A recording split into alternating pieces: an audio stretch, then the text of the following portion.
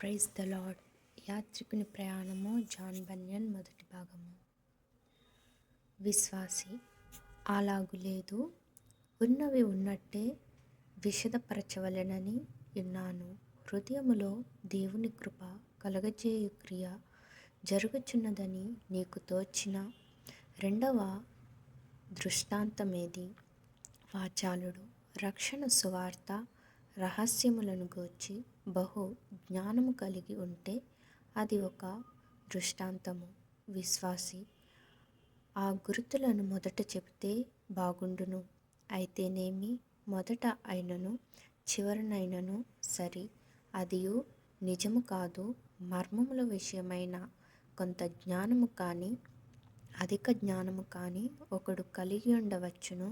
అయితే వాని యందు ఫలము ఏమియూ లేకపోవట వలన దేవుని బిడ్డ కాకుండును.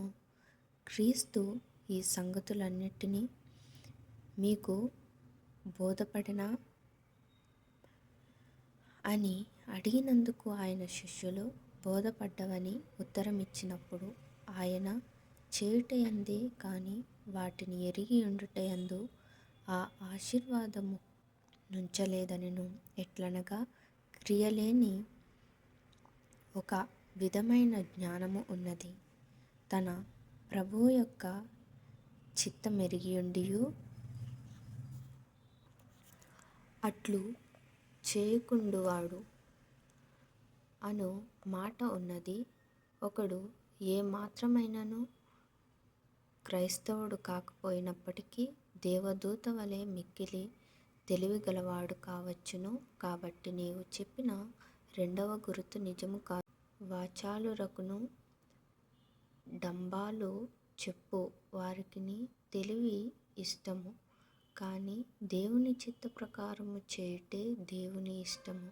తెలివిలేని హృదయమునకు మేలు కలుగునని కాదు, తెలివిలేని హృదయము వ్యర్థము. కాబట్టి తత్వశాస్త్రము తెలుసుకొని తర్కించు జ్ఞానము దేవుని కృప పుట్టించు విశ్వాసముతోనూ ప్రేమతోనూ కూడుకొని నిండు మనస్సుతో దేవుని చిత్త ప్రకారము చేయించు జ్ఞానమును రెండు విధముల అయినవై యున్నవి.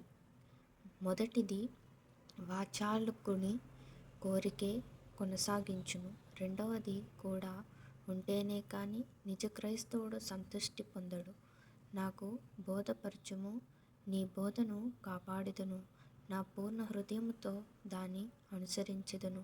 వాచాలుడు. ఇదిగో, నీవు మళ్ళీ మాటలలో తప్పుపట్టుటకు పొంచియున్నావు. ఇట్టి సంభాషణ ఆత్మకు ఉపయోగించదు. విశ్వాసి. మంచిది, నీకిష్టమైతే కృపా కార్యము ఉండుచోటను అది యున్నదని తెలియజేయు దృష్టాంతము చెప్పుము. వాచాలుడు. నేను చెప్పను, మన మేకీభవించలేమనుకొనుచున్నాను. విశ్వాసి. మంచిది, నీవు చెప్పనొల్లని యెడల నేనొక దృష్టాంతము చెప్పవచ్చునా? వాచాలుడు. మీ చిత్తము.